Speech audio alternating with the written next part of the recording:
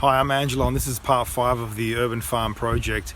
Today we're going to be looking at the construction of the pond that's going to be a part of the aquaponic system. Now this pond ended up being a little bigger than I originally planned for it to be, but in the end that was okay, because what it means is we have a high capacity for growing fish, a high capacity for growing the plants, and because of the size of the pond we're going to have less fluctuation in temperatures. So there's a bit to this project, but in the end I hope you enjoy the video.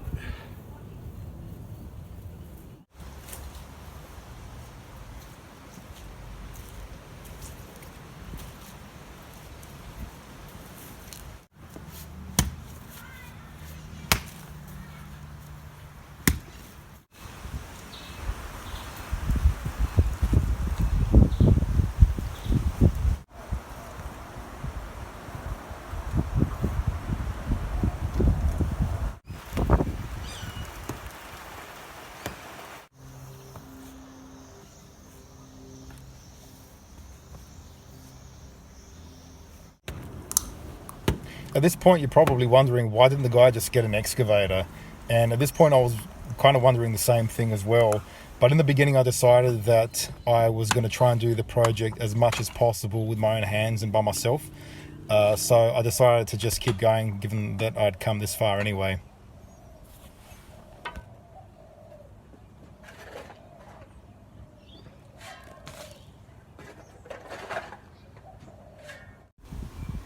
The original hole was going to be 2.4 by 2.4 meters, but in the end I decided to expand that out to 3.2 by 3.2, and that was going to significantly increase the volume of water that we were going to be able to have in that pond.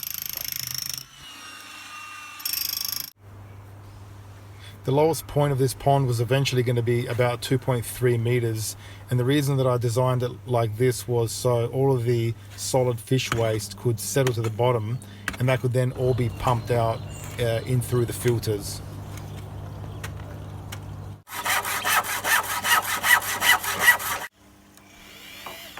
I'm now preparing for a concrete pad to be poured around the pond, and this is going to act as the foundation on which the decking can be laid.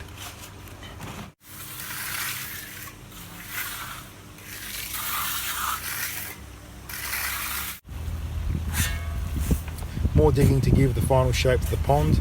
This also gives you a perspective on how big the pond is. In total, that hole will hold around about 17,000 litres, and all in all, the whole system all together is going to hold around about just over 20,000 litres. These are holes that need to be dug for the decking as well as the support posts for the arbour.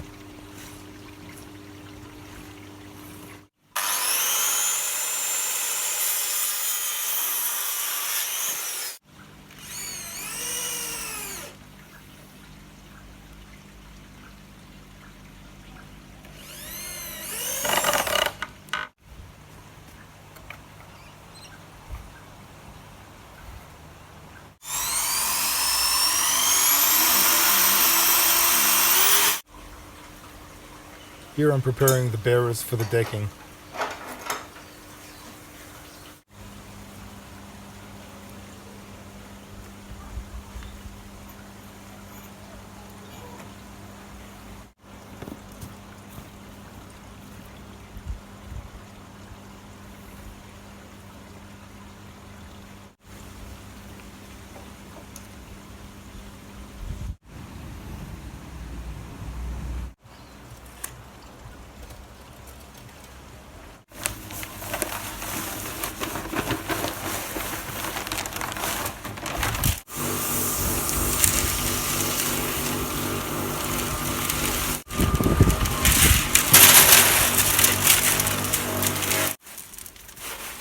In the end, there was about 5 tons of concrete that went into this project.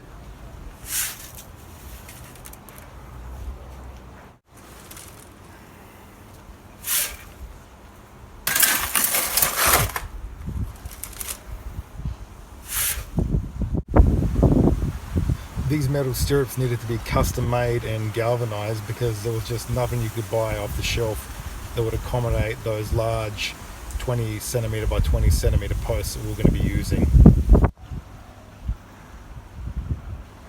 The reason that I decided to use posts that big was because I wanted to be able to hang hammocks off of the Arbour, and I wanted something that was going to be able to easily accommodate that.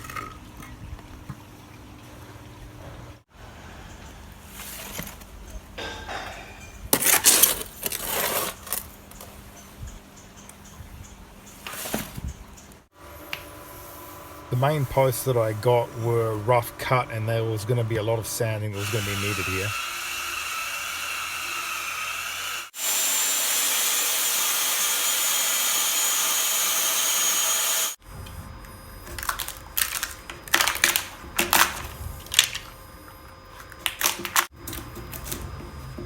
I'm now preparing the notches so everything fits together perfectly.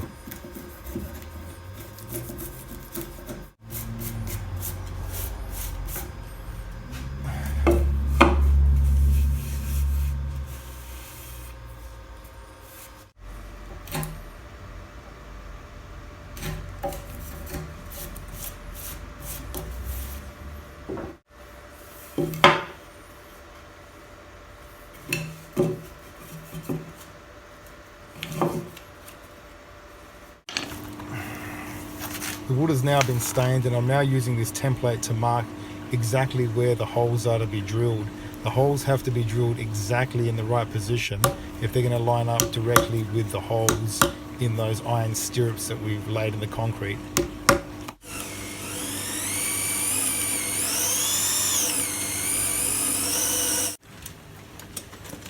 These posts were each about 50 kilograms, but could still just be managed by one person.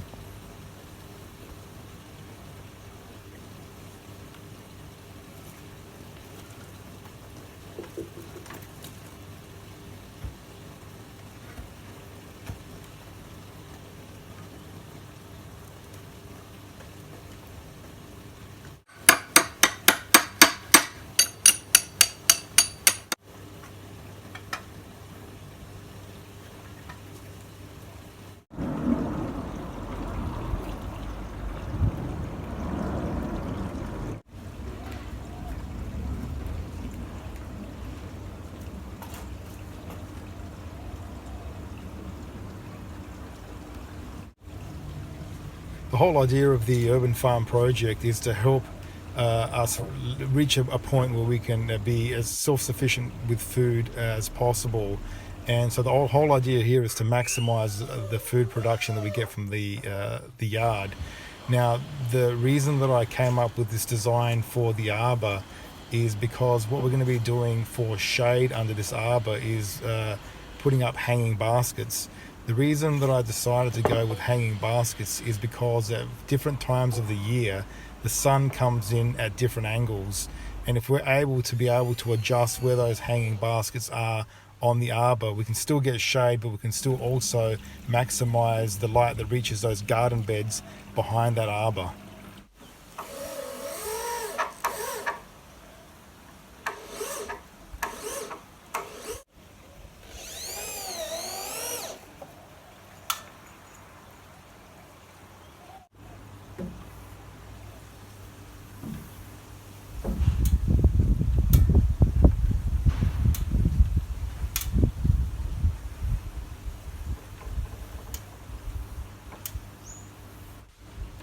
When the hanging baskets go up, there's going to be both vertical and horizontal forces on the Arbour.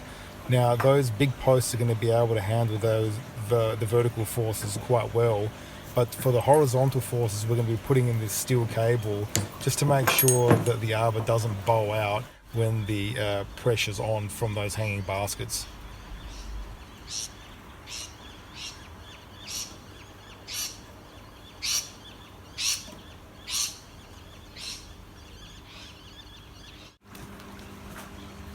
It's now time to fill up the pond, and before we do, I want to put some underlay into the pond first to protect the pond liner that's going to go in next, because there's going to be about 17 tons of water in that pond, and if we don't have any underlay there and so there are some sharp rocks there, it may puncture that pond liner. So this underliner is going to be able to protect the pond liner that's coming in next.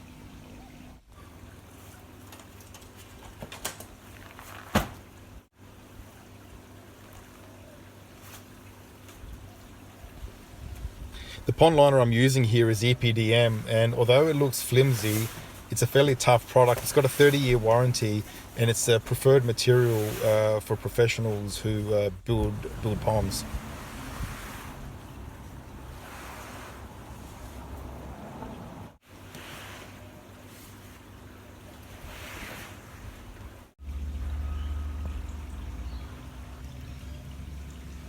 It's time to fill up the pond now. Now, although I started using filtered water from the kitchen, a friend of mine told me of another filter that I could hook onto a hose that was going to be a lot quicker than this. And so I, halfway through, decided to use that, and the pond was filled up within about a day.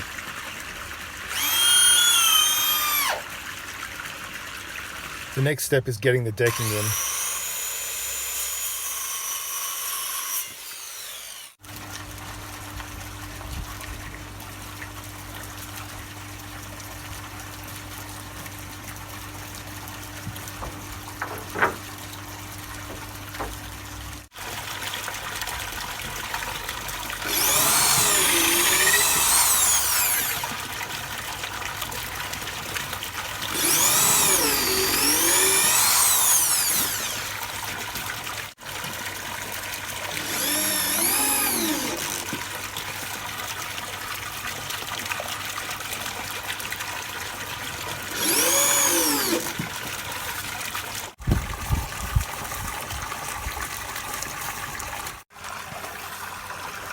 I decided to do the joins like this because it was going to be a lot cleaner and require less screws. Now, not that I was counting, but there was about 1,500 screws that went into this structure.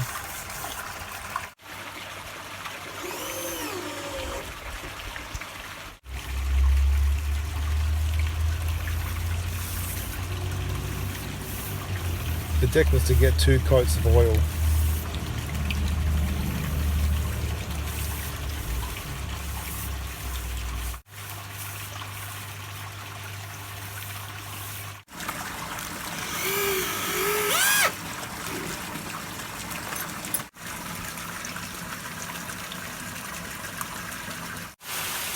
Here I'm laying down waterproofing over the supporting timber to protect it from future water damage.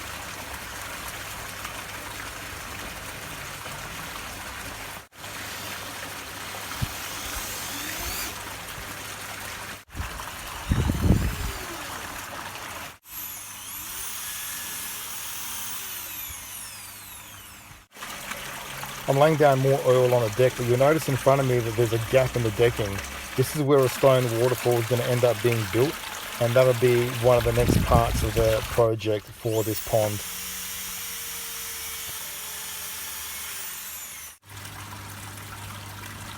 I'm now finalizing the deck with some capping.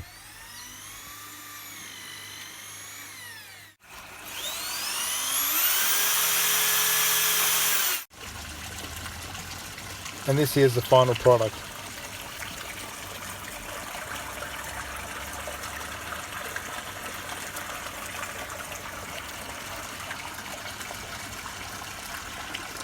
Hope to see you in the next video.